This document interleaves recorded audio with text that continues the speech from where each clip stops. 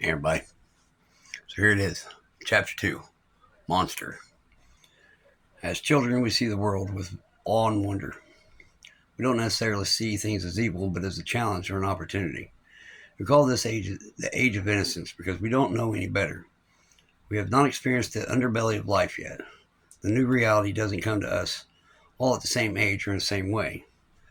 Some are lucky enough that it's postponed until they are better equipped mentally or emotionally for disappointment. Some are thrust in this alternate dimension and have no clue how to process the new information.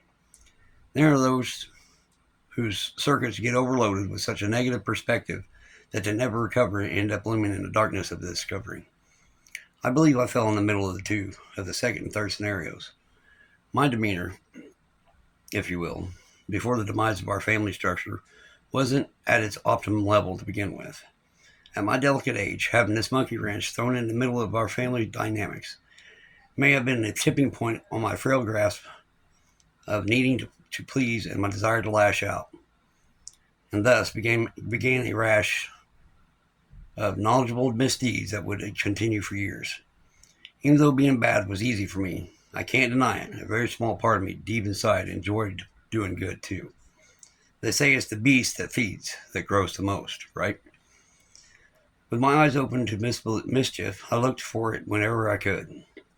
If there wasn't any obvious fuel, I would create some. School, home, everywhere in between became battlegrounds for a potential war of chaos upon my arrival. All I really required was some boredom and a target. Sometimes it didn't matter if I was the only character in a particular portion of a current game. It was mostly me against the world anyway. Like I briefly mentioned before, the monster was born. Like I briefly mentioned, before the monster was born, I was prone to getting a little squirrely from time to time. When I was still crawling, I bit the dog's tail, causing it to scratch my brother's face. Sometime after that, I busted a cousin in the nose for marking on my side of a coloring book. In preschool, I adamantly refused to eat certain things on my lunch tray. In kindergarten, I stole an apple from a grocery store during a field trip. Several times I ran away to the park if I could find it. I was known to climb onto the roofs of the houses. Probably most disturbing, I had a fascination with catching things on fire. After my parents separated for the first time, I became hell on wheels. Mom got custody and we lived in a town of about 1,000 people. The majority of the mom's side of the family had lived in or around this small town for quite a while. Most of the town knew who we were and a fair amount of our history.